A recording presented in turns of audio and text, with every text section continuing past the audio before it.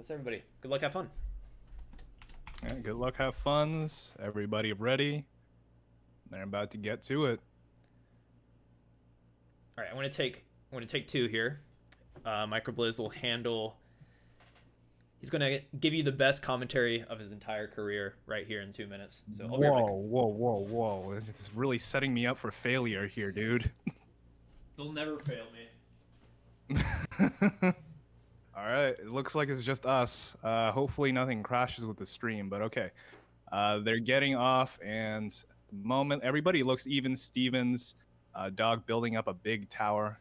Might be experiencing a bit of a drought, but he does get his eyepiece finally. Okay, a little bit of an adjustment over there that's going to be requiring a tuck at some point. I'm assuming he's waiting for the L piece. Oh, okay, nice J piece tuck. Yeah, some of Hydrant dude's tucks are very, very intricate. I really like some of his ideas. A lot of messiness over on JD's side. He's going to have some digging to do, but I don't think there's going to be any problems for him. He's getting the right pieces to open up his stack there. Alex, meanwhile, needs to break through, and he does. Tetris for Alex. A little bit of a dependency there, which is interesting. He's going to need a J piece, but it does arrive. No trouble there. Opens up his stack, and he's Tetris ready again, waiting for that I piece. Tetris for Alex. It's very interesting how most players these days are opening up their stacks with the kind of too wide on the right side of their fields. Just to make sure that they have a safe getaway in case the stack gets too high up. Okay, tuck into the with the O piece into his stack there, fix that dependency. JD has some digging to do again, a little bit of a dependency on his side, but he's able to mitigate it.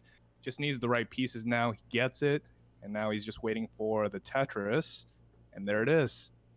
Dog, meanwhile, playing very aggressively over on the right side. Managed to get himself all the way up at the top of the field, but he's able to dig back down. Getting back on track. Okay, he almost decided to skim, which is interesting. This just goes to show how aggressive of a player he actually is with those kind of decisions. Always trying to conserve that Tetris wherever possible. Alex, meanwhile, having to do a little bit of compromises on his side. I think he's going to just try to make a Tetris on top of this. Just worry about the rest later on the bottom.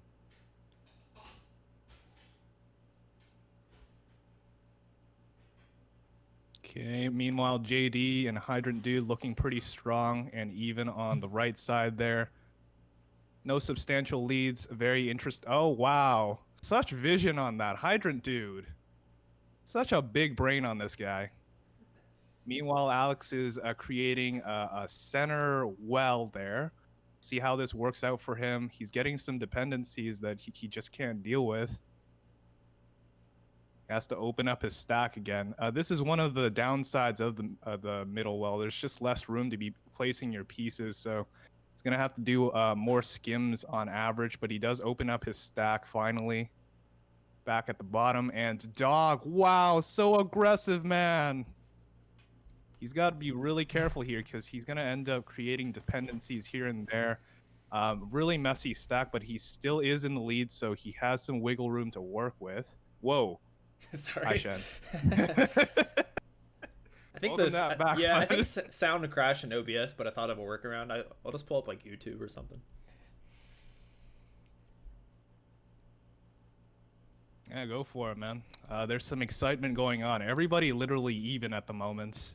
They're all pretty much even Stevens. Hydrant Dude playing like a champ. You should have seen some of his tucks earlier. I heard it. I was walking around with my headset on, my wireless headset, so it was I'm like, damn, this is probably the most intense commentary I heard from Microblizz. I had to pick it up when you were gone, you know. I realized how much you actually carry me. Well, I trust you a little more now. I'll just say that.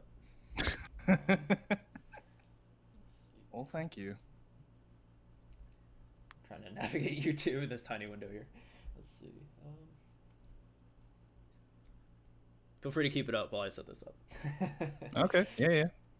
Okay, so everybody just passed the 100 line mark. Everybody looking pretty good, especially Hydrant Dude looking very strong, opening up his stacks for the transition that's going to be coming up. He's going to be starting off very comfortably against JD. JD might need to start playing 19 a little more aggressively, but nothing too ambitious at the moment. He's just trying to get as many Tetrises in as possible before the transition comes. Now he's trying to set up that 2 wide, like I said before, just to be able to mitigate a little bit of the stack prepared a little bit so he isn't caught with his pants down eventually when transition comes within the next Tetris. Almost ready there. Okay, dog, T-spin, yes. He's 8 lines from transition, looking good.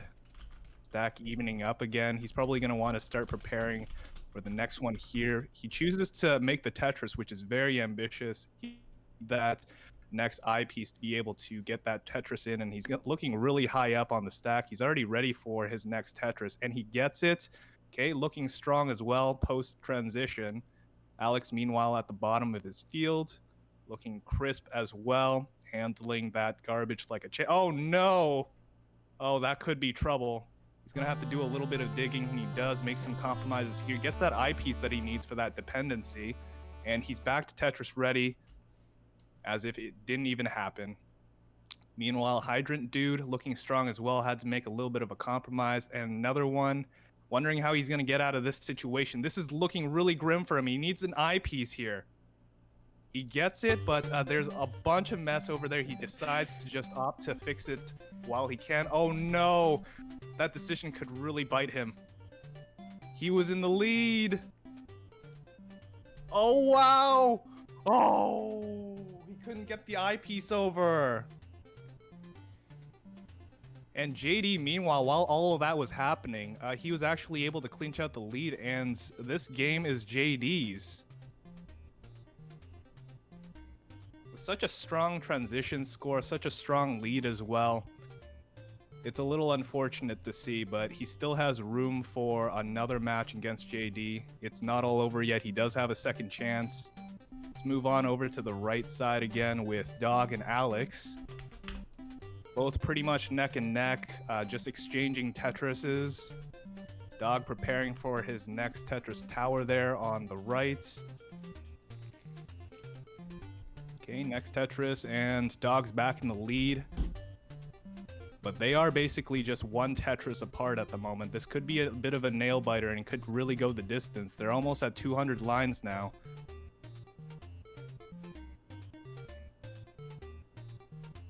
Okay, some compromises over on Alex's side. Oh no, that one could be trouble for him. That decision is very, very... Oh, yeah. Really tough to see whenever players... it might have even been a little bit of a hiccup in terms of what he wanted to do with that piece. Just ran out of room, maybe ran out of steam with the hyper tapping. A little bit unfortunate, and Dog is able to clinch out that win there.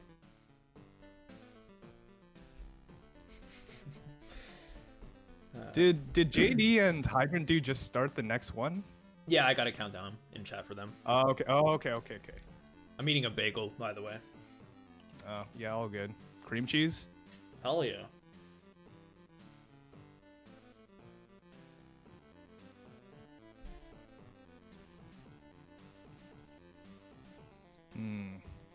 Okay. Hydrant dude still taking the lead this one. He's looking as strong as the other one. He probably wants to be a little more cautious, especially when 19 rolls around, maybe play a little less aggressively, but then again, it is JD that he's up against. JD able to catch up like that, even though he was about 100,000 behind against Hydrant dude at the beginning of transition. As soon as Hydrant dude made a mistake, compromises in his stack, that's when JD pounces.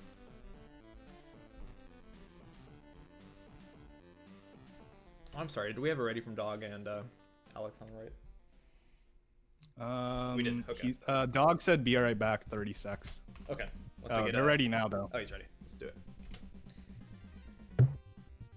I found some random NES music playlist, but should suffice for now. I think I'll pull up, I think I have a Tetris Effect soundtrack on my computer. I don't know why my OBS audio messes up. OBS does things sometimes. Yeah, are you using OBS Studio? It's Streamlabs, but next week I'll be using OBS Studio. So that Yeah, I mean, yours did look different from what I use. Well, also, I think that's why my screen share was being weird too. So, for next week. Well, the screen share honestly is pretty sick because you got stream chat on the right too, right? Yeah.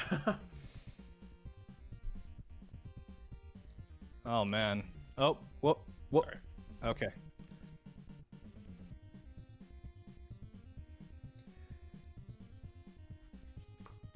Okay, JD making some compromises over on the left side, cleans it up very, very nicely. That was a really clean fix. Hydrant dude, some more fixes on his side that needs to get through.